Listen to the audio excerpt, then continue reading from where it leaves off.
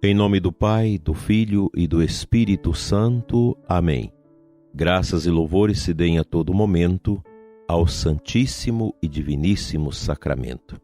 Dileto e amado ouvinte, hoje, quinta-feira, dia da nossa adoração, dia que nós católicos recordamos aquela quinta-feira antes da paixão de Jesus no Calvário, no Gólgota, quando o Senhor institui o sacramento do seu corpo e do seu sangue, a ceia do sacrifício redentor, expressando toda a grandeza da sua entrega ao Pai em favor da nossa salvação.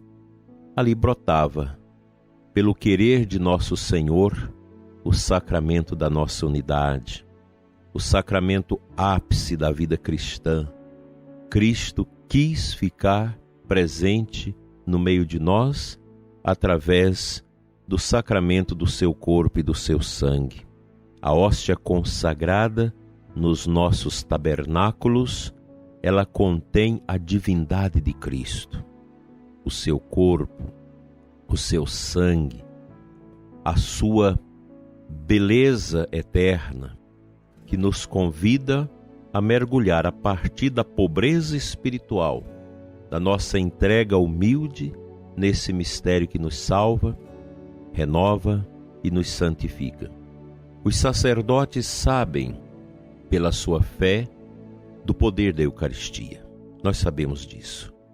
Os padres que fazem esse caminho de piedade, de oração, de humildade, reconhecem e sabem da profundidade que é o mistério eucarístico, tanto na celebração da Santa Missa, quanto na adoração a Jesus Eucarístico fora da missa. Dando sequência às nossas meditações sobre os escritos da Beata Maria Concepción, a Beata Conchita, no seu livro Tratado Prático dos Vícios e das Virtudes, hoje ela nos fala sobre a pobreza espiritual perfeita. Diz ela: na primeira bem-aventurança, eu louvo a pobreza espiritual perfeita e menciono o prêmio de que é merecedora a alma que a possui. O reino dos céus pertence 1000 vezes mais aos que exercem a pobreza espiritual que aos que exercem a pobreza material. Os pobres em espírito são os que devolvem os dons a Deus, renunciando totalmente a eles. São os que morrem à sua própria vontade para viver tão somente da minha. Deles é o reino dos céus, e dos obedientes, que ao se dobrarem triunfam. Os obedientes cantarão vitória no reino eterno dos céus. A pobreza e a obediência espiritual perfeita são irmãs e possuem o reino dos céus. Bem-aventuradas as almas pobres e obedientes. Isso não é mais que um ato de justiça, pois quem renuncia a si mesmo tem a mim. É a santa, a beata, se colocando no lugar da escuta de Deus e falando as palavras de Deus. Quem dá tudo o que tem, me tem a mim. Quem morre a si mesmo, ressuscita em mim. Quem nada tem, tem tudo. E esse tudo sou eu mesmo. Minha liberdade é muito grande, já que em troca de um pouco de terra, dou um céu. A alma criada que se doa, o próprio Deus incriado doa-se a ela.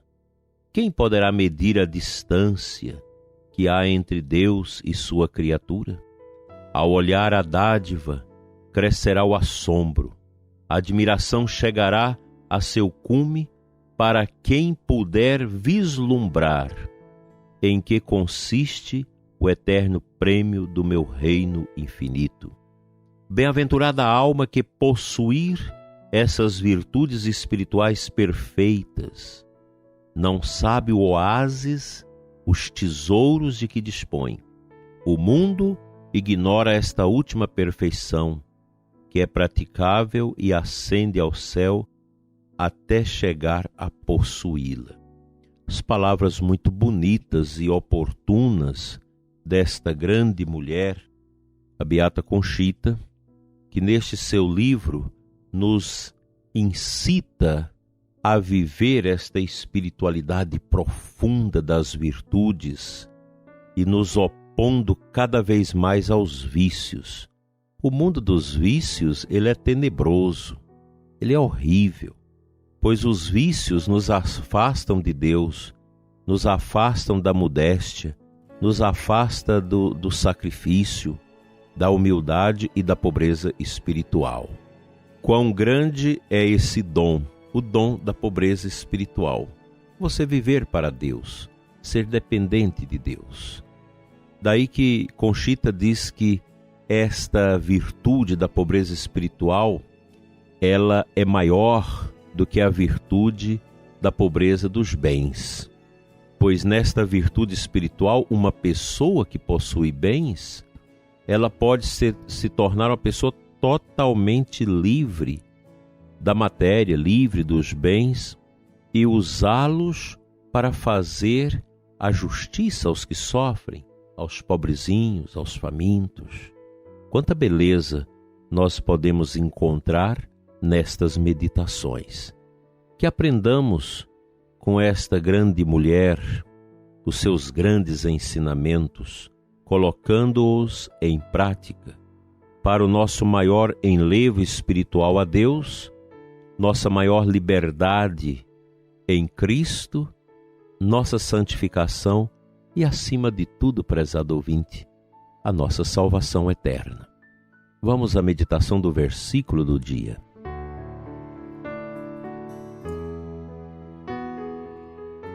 No livro do Missal, na missa de hoje, lá na antífona de comunhão, nós temos o versículo 10 do Salmo 35.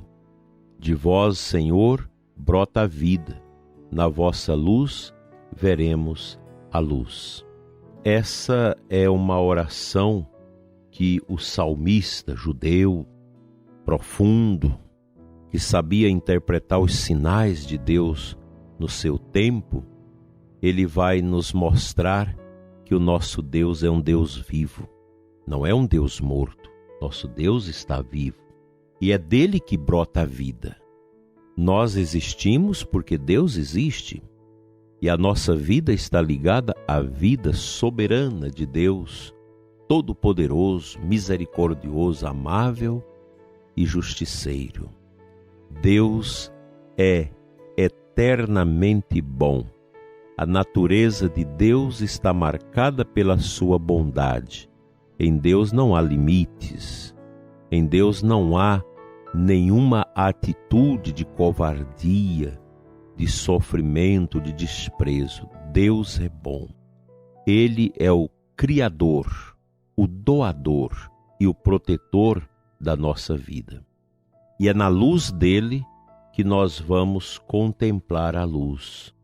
Somente pela luz divina seremos capazes de contemplar a luz do ressuscitado. E aqui entra a importância de viver as virtudes que são um contraponto claro e firme contra os vícios e as realidades precárias da nossa vida. Nós sabemos que na igreja há muitas pessoas que não gostam desta pregação que envolve a temática dos ensinamentos dos santos. Eu digo isso porque já escutei pessoas dizerem: essas coisas dos santos são antigas, hoje tudo é novo, nós temos que aderir ao que é novo. Hoje você não pode olhar mais o mundo nesta perspectiva. Isso é um engano e atrás desta visão nós temos aí uma bela apostasia, por assim dizer, apesar de apostasia ser uma triste e horrorosa realidade. Atrás destes conceitos oblíquos, difíceis, conceitos mundanos, extremamente modernistas, calcados nestas concepções estranhas, aparentemente bonitas, mas estranhas àquilo que é de Deus. Nisso está a apostasia, que gera heresia, que gera o afastamento de Deus.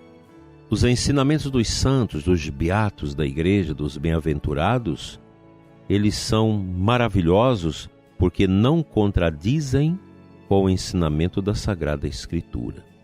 E os santos, eles esmiuçam muito claramente para nós como eles viveram sua fé. Esse livro da Beata Conchita, ele é de uma riqueza extraordinária, pois nos ensina aquilo que é muito prático da nossa vida. Como viver à sombra da cruz de Deus em Cristo que nos protege, pois a cruz tão fértil é cheia de graça. Viver a fé é carregar a cruz de Cristo, é abraçar a cruz, é abraçar o espinheiro, é abraçar a dor com esperança e com muita fé. Aqui nós vemos que para você abraçar a fé cristã na sua totalidade, na sua profundidade, nós precisamos ser pessoas livres. Primeiro, livres desse mundo estranho, livres de nós mesmos, livres de todos os apegos, sejam a ideias, pessoas, coisas, etc. Do contrário, eu não alcanço a minha pobreza espiritual, não irei compreender, entender a grandeza do nosso Deus, não irei conseguir compreender as belezas de nosso Senhor Jesus Cristo. Porque as virtudes que nós devemos colocar em prática, elas advêm de quem? De Jesus. Jesus reúne em si todas estas virtudes e a ausência plena dos vícios. Em Cristo nós não temos o vício, em Cristo nós não temos a limitação, porque Cristo é Deus e Ele é perfeito. É a graça dele, prezado ouvinte, que vai fazer no seu coração acontecer o desejo de ser uma pessoa profundamente virtuosa.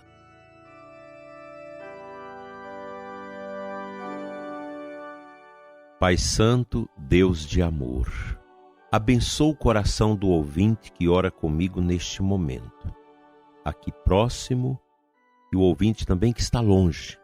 Mas nós estamos unidos, Senhor, pelo sacramento do corpo do Teu Filho Jesus, a divina Eucaristia.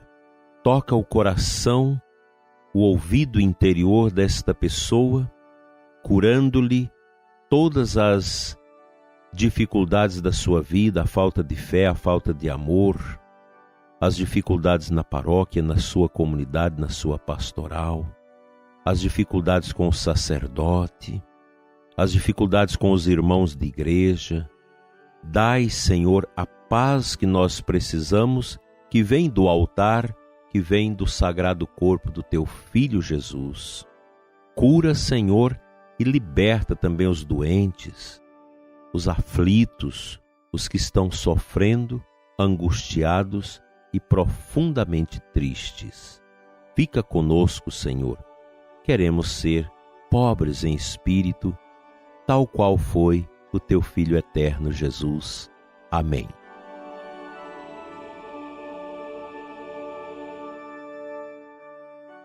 Pela intercessão da bem-aventurada Virgem Maria, Mãe Eucarística, seja abençoado o seu dia, sua família e seus trabalhos, em nome do Pai, do Filho e do Espírito Santo, assim seja.